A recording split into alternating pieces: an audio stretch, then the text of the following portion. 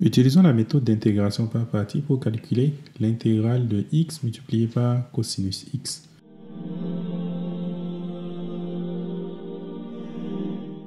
La méthode d'intégration par partie peut se résumer par la formule l'intégrale de f' fois g est égale à f fois g moins l'intégrale de g' multiplié par f.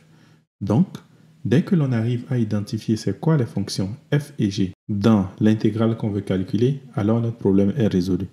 Alors, comment est-ce qu'on peut savoir ici quelle fonction est-ce que je dois considérer comme f et quelle fonction est-ce que je dois considérer comme g?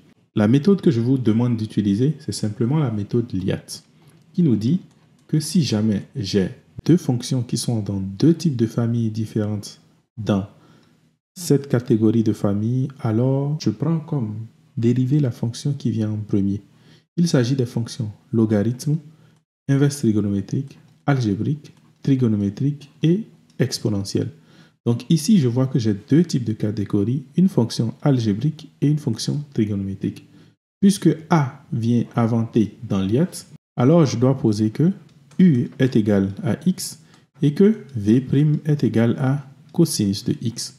Ceci veut dire simplement que si je cherche la dérivée de U, j'aurai U' qui sera égal à 1 et V qui sera égal à sinus de X.